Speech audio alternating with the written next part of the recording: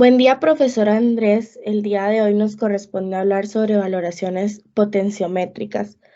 Los integrantes de este grupo son Abraham Bolaños Orozco, Camila Conejo Porras, Estefanía Campos Gutiérrez y mi persona Carol Natalia Chávez Morales. Primeramente, vamos a empezar con el fundamento teórico, que es lo más importante para poder entender a profundidad este tema. El primer término es valoración y es el más general. Una valoración está ampliamente utilizada en química analítica para determinar ácidos, bases, agentes oxidantes, reductores, iones metálicos, proteínas y otras especies químicas. Las valoraciones se basan en la reacción que se da entre un analito, que es un reactivo de concentración desconocida, y un reactivo estándar conocido como titulante o valorante, que es un reactivo sustancia química de concentración conocida. Se determina el volumen o la masa de titulante necesario para reaccionar completamente con el analito, y ese dato es el que se utiliza posteriormente para calcular la cantidad de analito. Adicionalmente, es importante mencionar que dicha reacción tiene una estequiometría conocida y reproducible. Ahora sí, dentro de las valoraciones hay dos tipos, las gravimétricas y las volumétricas. Las que nos interesan para este tema son las de volumetría o las valoraciones volumétricas. Las valoraciones volumétricas son un método clásico de análisis químico que se mide el volumen de valorante o titulante. En otras palabras, involucran la medición del volumen de una disolución de concentración conocida, valorante, que es necesario para reaccionar completamente con el analito. En la figura 1, que da imagen a la derecha de la presentación, se ve un ejemplo de una valoración ácido-base.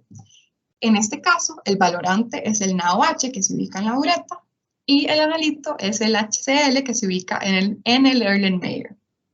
Después, y los siguientes conceptos necesarios para poder entender este tema vendrían siendo el punto de equivalencia y el punto final.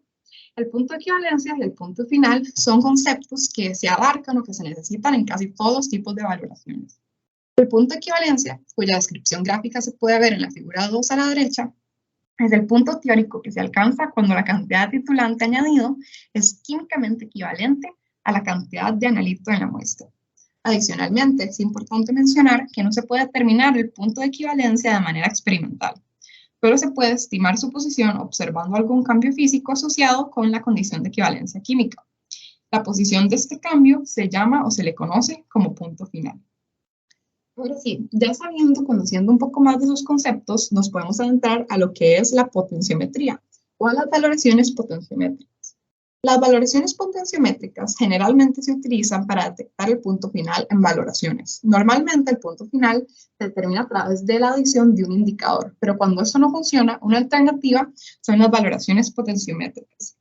La potenciometría es un método analítico electroquímico que involucra las propiedades electroquímicas con las que cuenta una solución para así obtener la concentración del analito que se encuentra presente.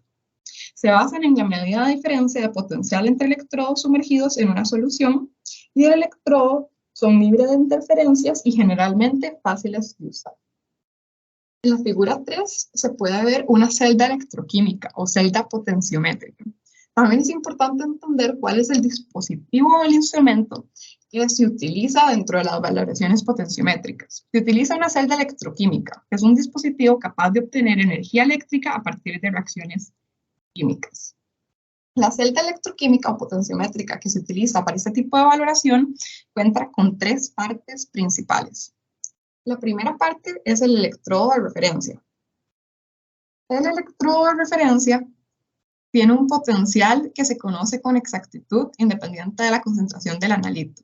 Ese es el siguiente término necesario para poder entender las valoraciones potenciométricas. Tiene un potencial que se conoce con exactitud independiente de la concentración del analito y es el electrodo que se encuentra en la figura 4 en la siguiente diapositiva al lado izquierdo. Los electrodos de referencia, como mencioné anteriormente, se encuentran al lado izquierdo y tienen un potencial constante e insensible a la concentración de analito. Son resistentes, fáciles de armar y generalmente se dividen en dos tipos: los electrodos de referencia de calomelanos y los electrodos de referencia de plata o de cloruro de plata. En otras palabras, en resumen, los electrodos de referencia son importantes ya que tienen un potencial que se conoce con exactitud. Y según la figura 4, es el que se encuentra a la izquierda. La segunda parte importante de la celda electroquímica que se utiliza para llevar a cabo una valoración potenciométrica es el electrodo indicador.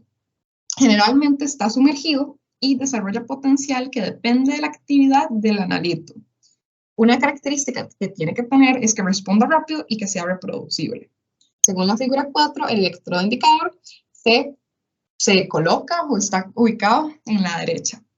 La diferencia entre el electrodo de referencia y el indicador es que el de referencia tiene un potencial conocido y el del electrodo indicador tiene un potencial que depende de la actividad del analito y a partir de ahí se puede averiguar la concentración del analito.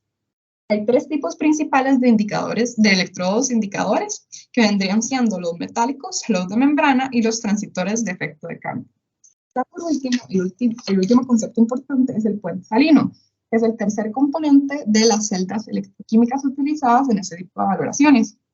El puente salino impide que los componentes de la disolución de analito se mezclen con los del electrodo de referencia. Y adicionalmente, se desarrolla el potencial a través de las uniones líquidas que se encuentran en cada extremo del puente salino. A continuación, les doy la palabra a mi compañera para que prosiga con la presentación. A continuación hablaremos de las reacciones relacionadas. Electrodos de referencia calomelanos. Estos electrodos de referencia están hechos de mercurio en contacto con una disolución que está saturada con cloruro de mercurio 1, que vendría siendo el calomelano, y que también contiene una concentración conocida de cloruro de potasio. Las semiceldas de calomelanos se representan como se muestra a continuación en la primera imagen, donde X representa la concentración molar de cloruro de potasio en la disolución. El potencial de electrodo para esta semicelda se determina con la reacción que vemos en la parte inferior y depende de la concentración de cloruro. Por lo tanto, la concentración de cloruro de potasio se debe especificar al describir el electrodo. Electrodos de referencia de plata o cloruro de plata. El sistema de electrodos de referencia más vendido consta de un electrodo de plata sumergido en una disolución de cloruro de potasio que se ha saturado con cloruro de plata, como observamos en la primera imagen. El potencial del electrodo está dado por una semirreacción, como podemos ver en la parte inferior. Normalmente se prepara ya sea con una disolución saturada o una a 3.5 molaridad de cloruro de potasio.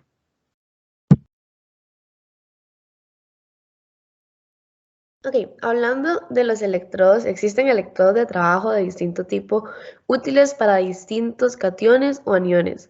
Cada vez son más usados los electrodos selectivos de iones o electrodos de membrana.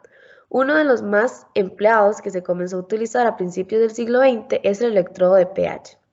Hablando de los tipos de electrodo, tenemos los electrodos metálicos, el electrodo de membrana cristalina, el de vidrio, el de membrana líquida y el de membrana polimérica.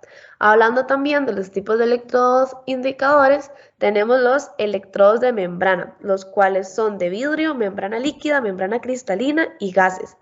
Y los electrodos metálicos tenemos los metales inertes, los de primera especie y segunda especie.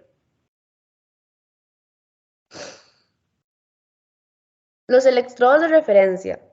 Un electrodo de referencia debe ser fácil de montar, proporcionar potenciales reproducibles y tener una potencial sin cambios con el paso de pequeñas corrientes. Dos electrodos comúnmente utilizados que satisfacen estos requisitos son el electrodo de calomelano y el electrodo de plata, cloruro de plata. Aquí podemos ver un diagrama de un electrodo comercial de calomelanos y un diagrama de un electrodo de plata, cloruro de plata. Hablando del tratamiento de la muestra, tenemos que las muestras tienen que tener un estado.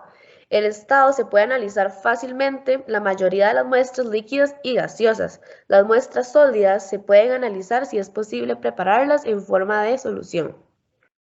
Hablando de la cantidad, los límites de detección son de aproximadamente 10-5 a 10-6 molaridad para electrodos convencionales y para sensores de gas los límites de detección varían entre 0,01 y 5 partes por millón. Hablando de la preparación, se requiere poca preparación para muestras líquidas y gaseosas. Las muestras sólidas se deben preparar en solución. Los sólidos orgánicos que no se disuelven fácilmente, tales como los alimentos, vegetales y productos farmacéuticos, se deben calcinar primero y luego extraer los iones empleando un solvente adecuado. También, hablando del tiempo de análisis, tenemos que el tiempo requerido para el análisis varía según el electrodo usado, el analito determinado y la concentración del mismo. Un electrodo de respuesta rápida, tal como el electrodo de pH, se puede calibrar y usar para determinar el pH de una muestra en 1 minuto o menos. Para electrodos de ion selectivo convencionales, los tiempos típicos de análisis de muestra, sin incluir el tiempo de calibración, varían de 5 a 60 segundos, mientras que los sensores de gas y enzimáticos requieren de 1 a 5 minutos o más para la determinación de una muestra simple. Hablando de las limitaciones generales de las muestras, tenemos que si hay muchos iones para los cuales no existe un electrodo selectivo. La mayoría de los electrodos requieren una calibración frecuente para usar en un análisis cuantitativo preciso. Además, se requiere a menudo una muestra regulada para evitar la interferencia. También se debe tener en cuenta que los efectos de la matriz, esto es, la diferencia de fuerzas iónicas, los electrolitos presentes en la muestra y su influencia sobre el potencial de unión y la presencia de especies que pueden arruinar la superficie activa del electrodo. Y por último, hablando de la sensibilidad de la muestra, generalmente se requiere una concentración de analito mayor que 10-6 molaridad para la mayoría de las determinaciones potenciométricas.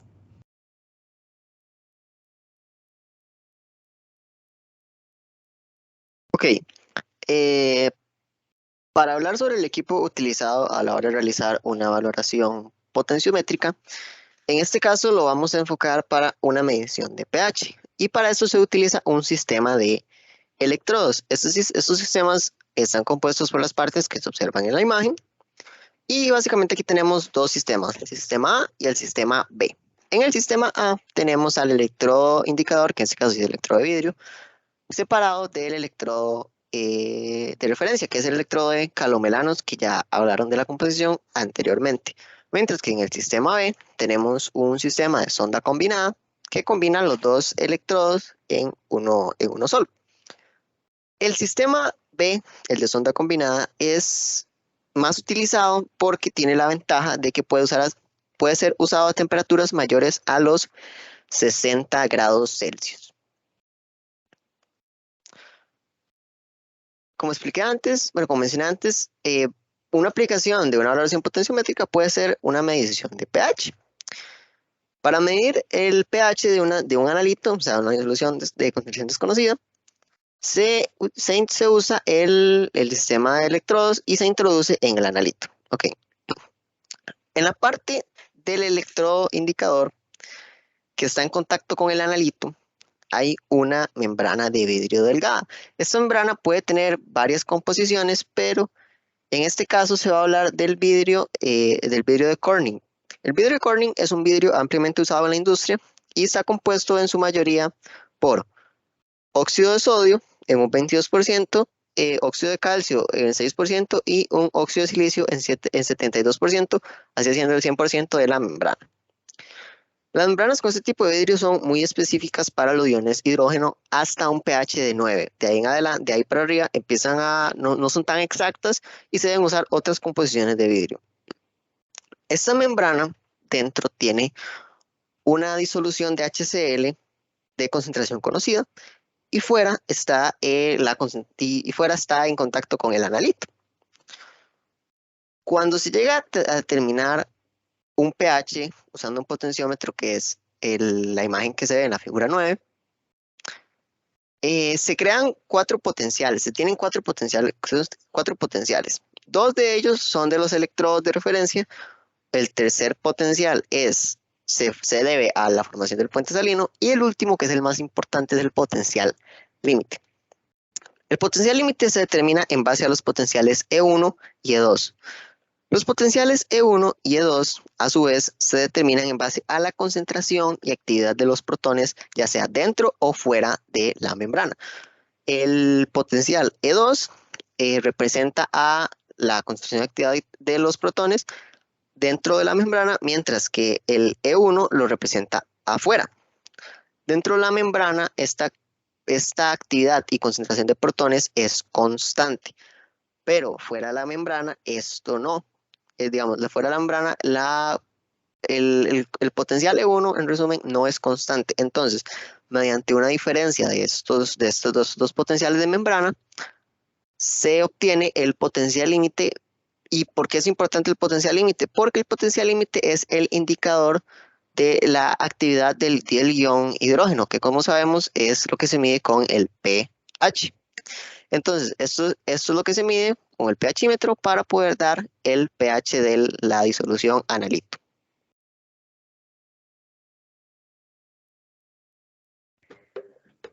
En conclusión, las valoraciones potenciométricas son un tipo de volumetría que se usa cuando las condiciones de la prueba no permiten usar otro tipo de valoración. En este tipo de valoraciones se usan electrodos.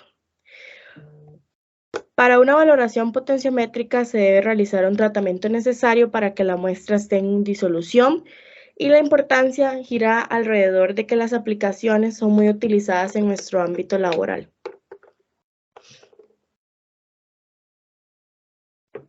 A continuación presentamos las referencias bibliográficas.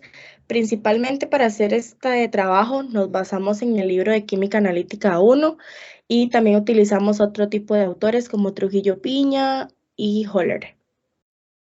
Muchas gracias por su atención.